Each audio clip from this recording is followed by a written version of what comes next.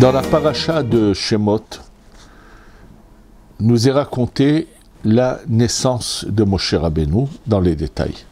Simplement, on constate que 3 ans avant lui, son frère Aaron est né. Il n'y a pas la moindre allusion en cela dans la Torah, ni en ce qui concerne sa sœur.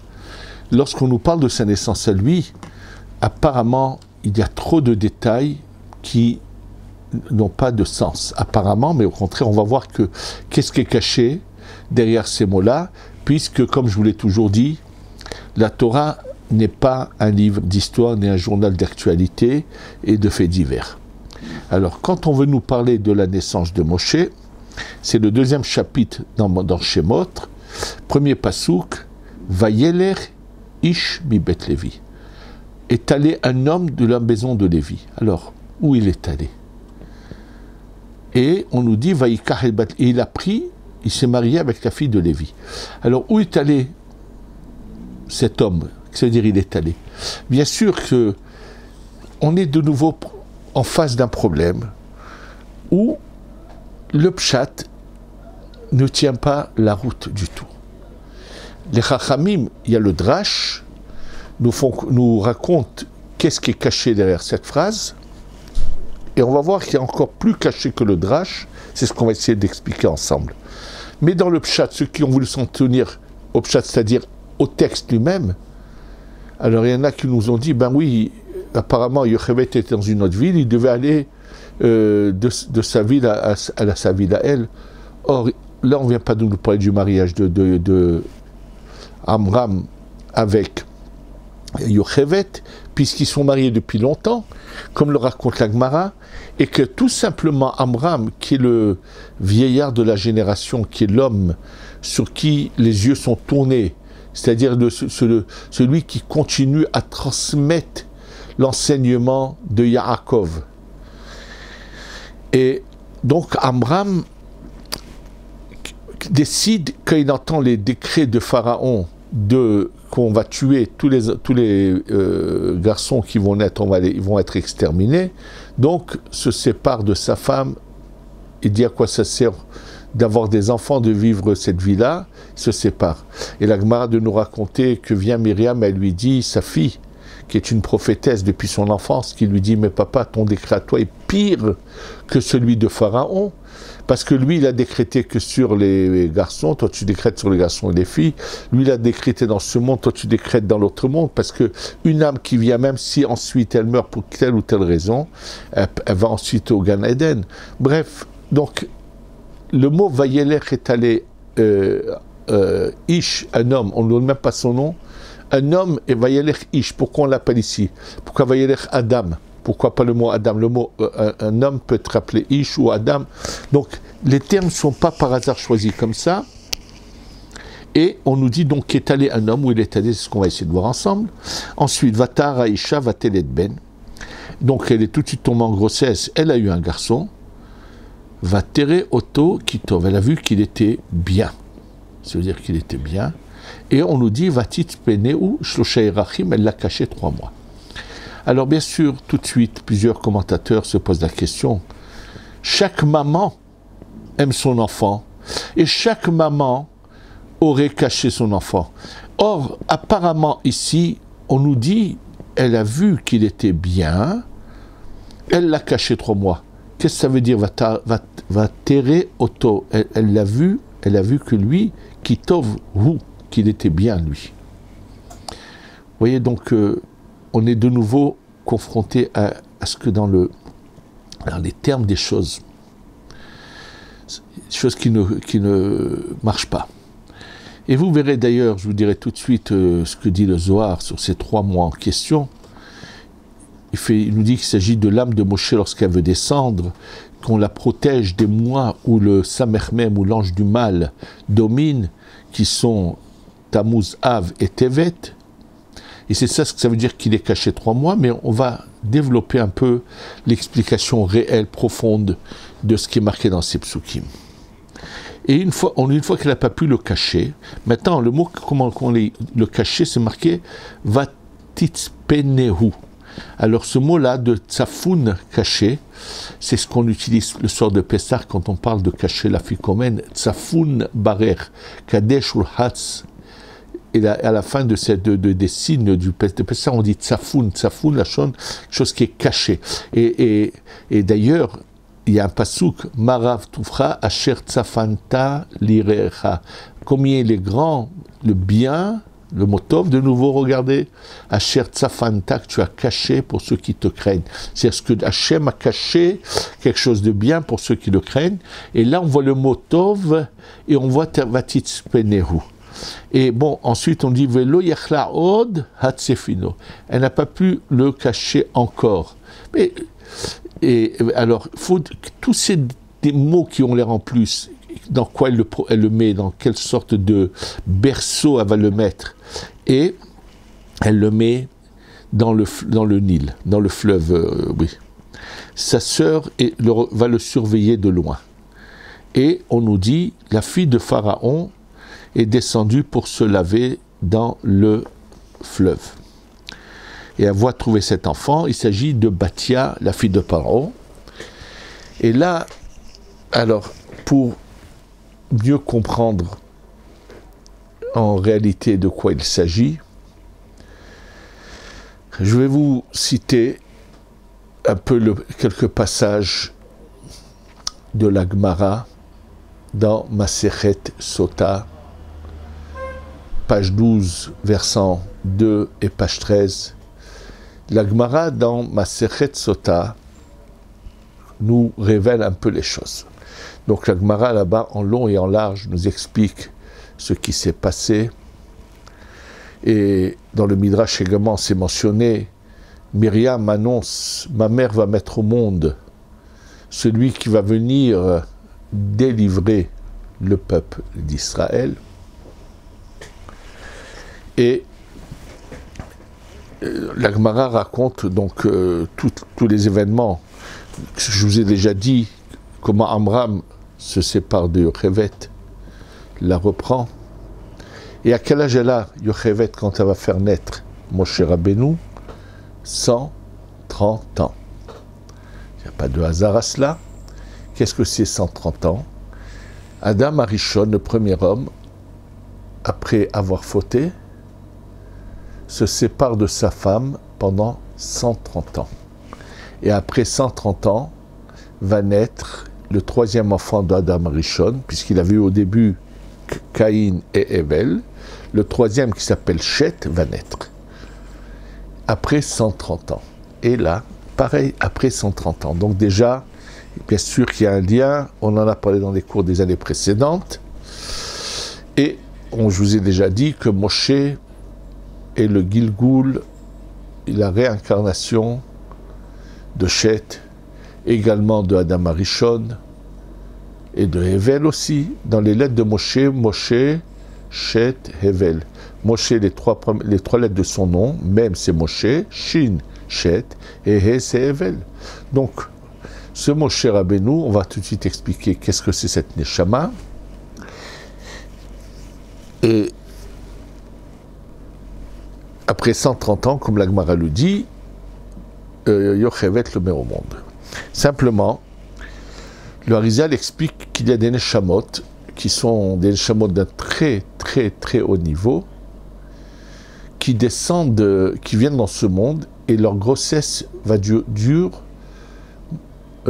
environ 6 mois seulement. Donc 3 mois de moins qu'une grossesse normale. Étant donné que ce sont de grandes Neshamot, il ne leur faut pas beaucoup de temps. Et la Neshama de Moshe Rabbeinu, donc qui est une Neshama exceptionnelle, va descendre à ce moment-là. Alors, on va commencer par un détail, on va aller vers la fin, mais qui va nous permettre de comprendre le début. La Gemara dans Masechet Sota nous raconte qu'en fait, Bathia, la fille de Pharaon, qui selon certains Midrashim est une fille adoptive et non pas sa vraie fille, n'est pas allée pour se baigner parce qu'il fait chaud et qu'elle a envie de faire de la natation dans le Nil. Non. La Gemara raconte que subitement Bathia a décidé de se séparer de l'idolâtrie et d'être complètement au service de Dieu, d'Hachem. C'est-à-dire qu'il y a tout d'un coup une révélation chez Bathia qui lui fait comprendre qu'elle a vécu dans l'erreur, dans l'idolâtrie, et voilà qu'elle ouvre les yeux et elle veut se convertir. D'ailleurs, lorsque le Harizal parle dans un de ses écrits sur les différentes options, les différents zivug mazal, différentes destinées qu'a un homme, il nous dit que Tzipora, avec qui va finalement se marier Moshe Rabbeinu, sa destinée, c'est le top du top, ça veut dire c'est le plus haut niveau par rapport à l'âme de Moshe Rabbeinu. Et il nous parle également de Bathia, bien qu'elle soit beaucoup plus âgée que Moshe Rabbeinu, et fait partie d'une partie de son âme là-haut qui aurait pu être également sa destinée. Quand il en parle, le Harizal, ça nous laisserait penser éventuellement que on ne sait pas qu'est-ce qui s'est passé avec Bathia, s'est-elle mariée avec Moshe ou pas, et là, le Midrash Talpiot lui ramène qu'en réalité, elle aurait pu être également l'épouse de Moshe, mais elle ne l'a pas été, parce que justement, elle a été dans l'idolâtrie pendant un certain nombre de temps, et à cause de cela, elle a perdu l'option de se marier avec Moshe Rabbeinu. Nous savons que Bathia est ensuite montée intégralement au Gan Eden. C'était une grande tzadékette. Il semble qu'elle ne se soit jamais mariée et qu'elle a atteint un grand niveau. Simplement, quand la Gemara nous dit que cette découverte du berceau de Moshe par Bathia, juste quand Yochevet, la maman de Moshe, envoie mais Moshe dans ce berceau, dans le fleuve, il faut comprendre qu'il y a un lien entre les deux. Et donc, maintenant, on va un peu expliquer les choses. Ce mot qui est mentionné ici, va tere oto kitov, elle a vu qu'il était bon. Cette phrase semblable, nous la trouvons dans le début de la création. Vayar Elohim et Taor kitov, vayavdel Elohim. Dieu a vu que la lumière était bonne et il a donc séparé la lumière.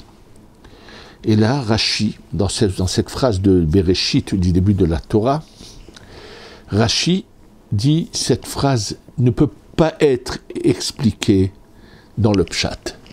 Parce que on doit séparer la lumière des ténèbres parce qu'elles ne peuvent pas être ensemble. Mais qu'est-ce que veut dire cette raison?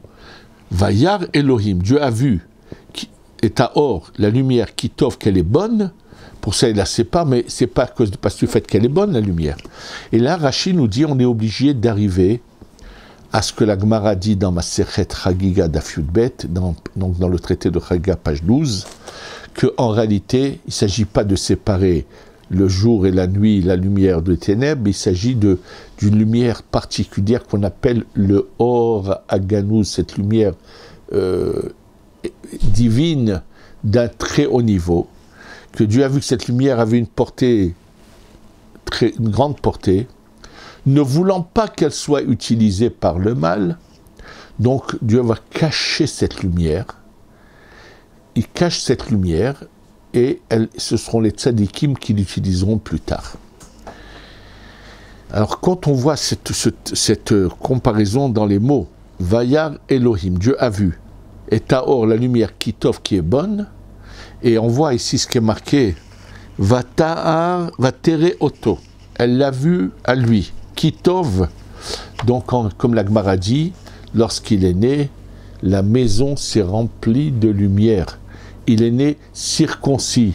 Et la maison s'est remplie de lumière, donc la même lumière. C'est-à-dire que Moshe Rabbeinu est le Or Ganouz et la lumière cachée, cette grande lumière, c'est une grande Neshama. Comment c'est une grande Neshama, on va l'expliquer ensuite. Et donc, cette lumière va être cachée pendant 3 mois. Et c'est pas sans raison qu'elle est cachée. Donc le mot, comment c'est marqué qu'elle est caché, Vatitz Penehu Lachon Tsafoun, et dont je vous ai ramené un passouk, un verset où il est dit, quand on parle de que Maraf Toufra, comme il est grand le Tov, ton bien Dieu, que tu as caché pour que tu as caché pour ceux qui te craignent. Donc c'est-à-dire qu'on fait une allusion de nouveau au Or à Ganouz, à cette lumière divine qui est cachée. Et là, elle reste cachée 3 mois. Et dès que cette lumière n'est plus cachée, va jaillir à l'extérieur, elle va donc provoquer que le mal s'affaiblisse.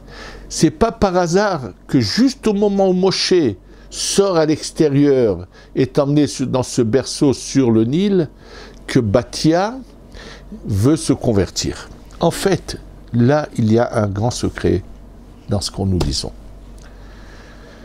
Nous pouvons aider à dévoiler la lumière divine et à provoquer que beaucoup de gens reviennent à leur judaïsme uniquement en s'adonnant de tout notre cœur au service d'Hachem chez soi, dans sa maison, dans son Beth Midrash.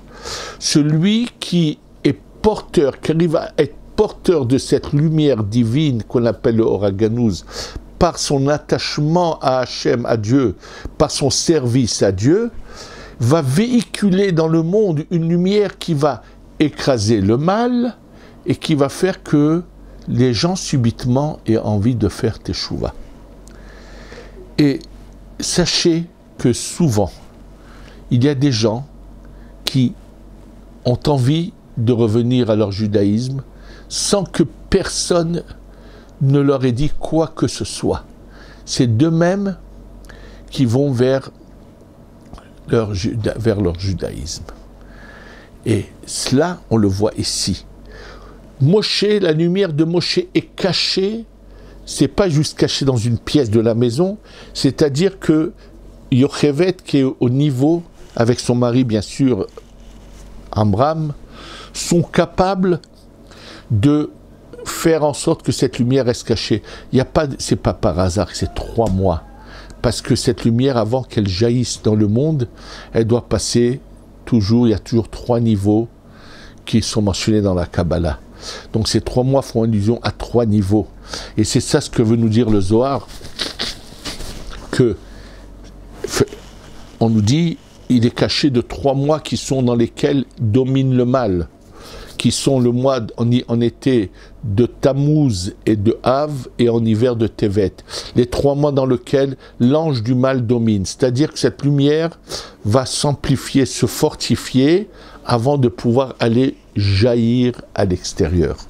Et dès que cette lumière jaillit à l'extérieur, alors ça va diminuer l'intensité de l'idolâtrie égyptienne et va faire que Bathia, tout d'un coup, se sépare de l'idolâtrie et va aller se tremper, faire une sorte de mikvé, de se mettre sous l'eau dans le Nil pour se purifier et se séparer de l'idolâtrie.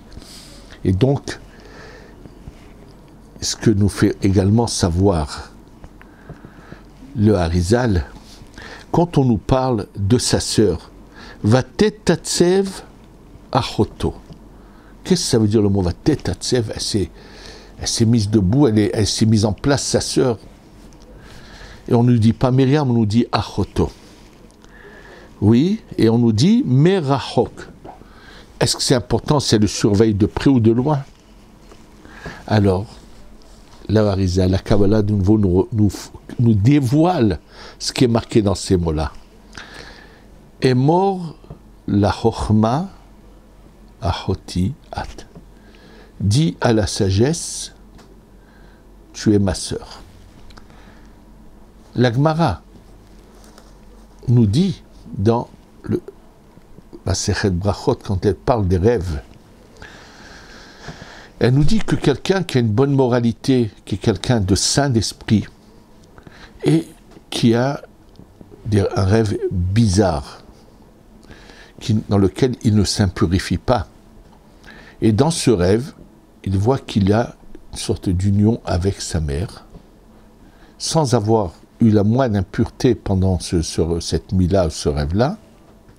C'est-à-dire qu'il ne s'agit pas de pensées mauvaises qui ont provoqué cela. On lui dit c'est une allusion qui va arriver à cette sphère qu'on appelle la Bina. Parce que Ima et Bina dans la Kabbalah sont égaux. Et celui qui dans son rêve, qui est à ce niveau-là, voit que c'est avec sa sœur qu'il y a une union, ça veut dire qu'il va avoir un niveau au-dessus de la Bina qui s'appelle la Chokhma. Le Passouk dit « Et mort la Chokhma » dit à la Chokhma « Ahotiat, tu es ma sœur ». C'est-à-dire que la Chokhma est définie dans la Kabbalah par le terme de Achot. Or, la lumière de la Chokhma, qui est une grande lumière, nous pouvons la supporter que lorsqu'elle est de loin et non pas de près. Et tout cela est en allusion dans ce Passouk, dans ce verset. « Vatetatsev » c'est-à-dire qu'il y a une situation où Moshe est porteur de cette lumière qu'on appelle la Chokhma. D'ailleurs, c'est ce qui manque en Égypte, c'est la lumière de la Chokhma. Lorsque la Bina est seule, les forces du mal ont le pouvoir de puiser dans la lumière sans être aveuglé et sans être éjecté. Moshe, qui va être le sauveur, lui va véhiculer la Or HaChokhma, la lumière de la Chokhma. D'ailleurs, le soir de Pessah, qui est le soir où le peuple d'Israël est sorti d'Égypte, nous explique le Harizal. Qu'est-ce qui a fait que tout d'un coup, les Égyptiens ne puissent plus, Pharaon et son peuple ne puissent plus retenir le peuple d'Israël, que toute leur magie, toute leur sorcellerie ne puisse plus être une barrière qui empêchait les gens de sortir d'Égypte. C'était impossible de sortir de ce pays. Ils avaient une force impure de sorcellerie et de magie qui empêchait les gens de sortir. Tout d'un coup, tout se détruit. Et qui c'est qui va petit à petit les écraser, les détruire, qui va véhiculer les 10 plaies qui vont complètement les détruire? C'est Moshe Rabbeinu. Et le sommet de la révélation de cette lumière que véhicule Moshe Rabbeinu, qui est le Or HaChokhma, se révèle le soir de Pessah. Et nous dit le Harizal, sache qu'il n'y a aucune soirée dans toute l'année où se révèle la lumière de la Chokhma. C'est-à-dire que le Shabbat, quand cette lumière se révèle, le point culminant de cette lumière, le Shabbat, c'est le samedi matin, au moment de l'office, à la fin de Moussaf. C'est à ce moment-là seulement que cette lumière se révèle pleinement. Mais avant cela, non. Jamais en soirée. Et même le soir de Kippour, c'est le 10e de la Chokhma qui commence à se révéler. Le soir de Pessah, c'est la lumière intense de toute la Chokhma, les 10 sphères de la Chokhma qui se révèlent. Et tout cela, nous est mentionné dans ce passouk, dans ce verset de la paracha, où on nous dit que donc la lumière de la Chokhma s'est révélée, et tout d'un coup, Bathia vient se tremper. Et lorsque Bathia se trempe, et donc c'est elle qui voit ce berceau, et elle le découvre, et elle va le faire grandir, parce que l'attachement à cette lumière se fait immédiatement. Maintenant, on va revenir au début de notre texte. Qui a eu le pouvoir de faire descendre cette lumière? Vayelech Ish mi Bet Levi. Le mot Ish est utilisé dans la chanson de la Shira, ce cantique qui a été chanté après que la mer morte ait été traversée, Aziacher Moshe, et là-bas on dit Adonai Ish Milchama. Dieu est un homme de combat, puisqu'il a détruit nos ennemis. Et là, le mot Ish est utilisé également ici. Le mot Vayelech est allé, l'homme, cet homme-là de combat, qui c'est Amram. Il y a plusieurs significations à ce mot Ish. qui est mentionné dans le Zohar, sachez que celui qui est en mouvement pour se rapprocher de Dieu est utilisé le terme de halicha, qui marche. C'est marqué ki yesharim darche Adonai. Ils sont droits les chemins de Dieu. Vetzadikim yelchubam ou poshim yikashtubam. C'est-à-dire que les chemins de Dieu sont droits et les saints iront dans ces chemins-là et les fauteurs, malheureusement, trébucheront. Le terme d'aller est mentionné par rapport à ceux qui sont dans le bon chemin, qui marchent dans le bon chemin. C'est pour ça qu'il est dit « Vetzadikim yelechu » eux vont aller dans ces chemins-là de Dieu, et les fauteurs trébuchent. C'est-à-dire que celui qui n'avance pas, trébuche. Celui qui fait du surplace, trébuche. Celui qui avance, et lui va en avant et acquiert. Et c'est ça, par cela que commence la naissance de Moshe. Il y a un personnage qui est extraordinaire, puisqu'il fait partie des 4 personnages qui n'auraient pas dû mourir s'il n'y avait pas eu le décret de la faute de Adam Arishon, où était décrété que tous les individus sur terre devront passer par la mort. Il y en a 4 qui n'auraient jamais dû mourir si ce n'était pas à cause de ce décret, et parmi ces 4, c'est Amram, le père de Moshe. Et c'est cet homme-là, qui est ce grand homme, qui va yeler, qui est constamment à se rapprocher de Dieu, va se battre pour faire descendre cette âme extraordinaire qui est l'âme de Moshe Rabbeinu. Donc, Vayeler Ish mi Bet Levi. Et il va prendre, en fait, il va reprendre, Chava revient en Gilgul chez Yochevet, réparer. C'est-à-dire qu'à eux deux, ils viennent réparer la faute de Adam Arishon. La faute de Adam Arishon a provoqué les exils. Et eux arrivent à réparer, donc ils vont faire descendre la lumière qui s'est cachée par la faute d'Adam Arishon, eux la font descendre. Et on sait qu'on nous le dit, va tahara isha, cette femme est tombée en grossesse, va teled, elle a eu un enfant, va tere oto kitov. Elle voit que, enfin la lumière qui était cachée est descendue.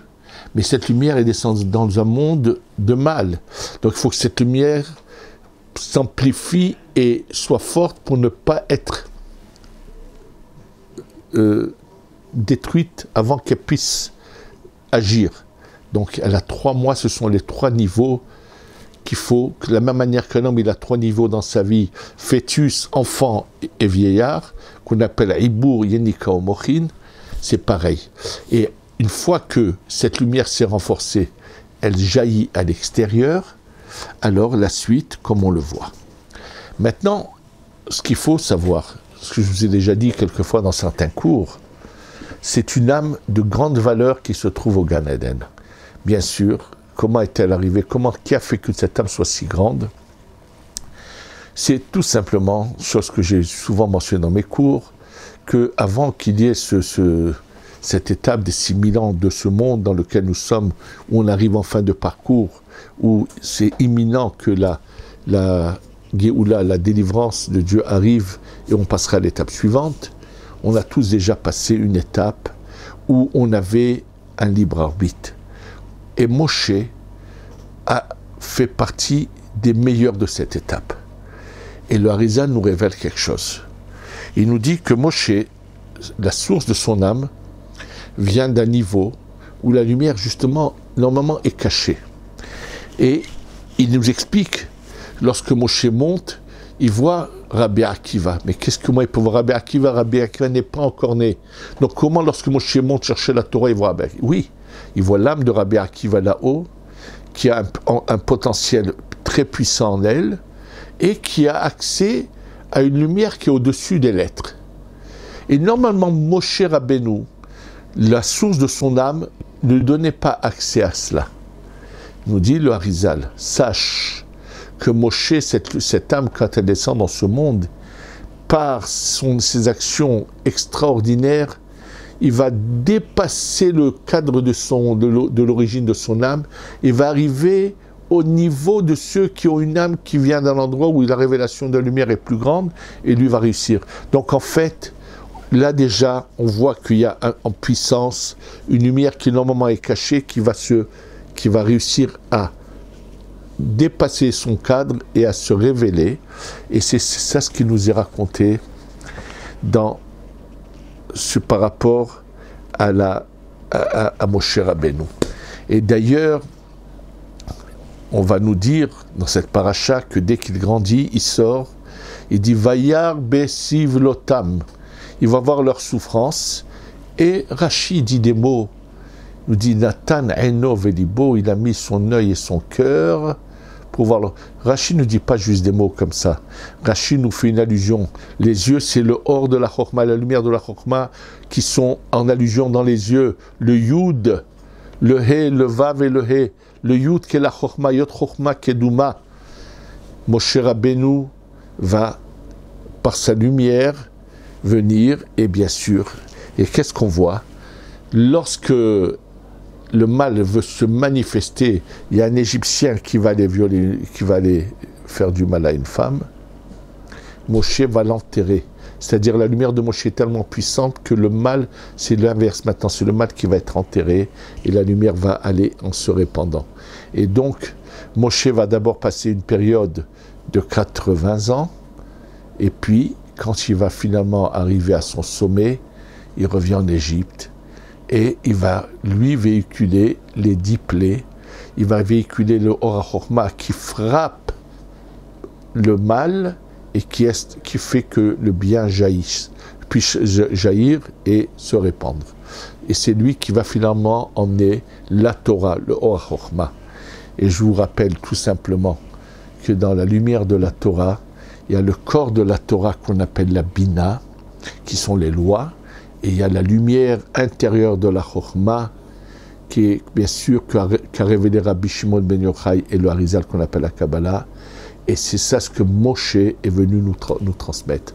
Bien sûr, il l'a transmis d'une manière cachée, et finalement, Rabbi Shimon ben Yochai, qui est dans la même continuation de la Neshama de Moshe, va faire jaillir cette lumière plus tard, des générations plus tard, et c'est pour ça que le jour de la fête de Rabbi Shimon ben Yochai est Lag Baomer.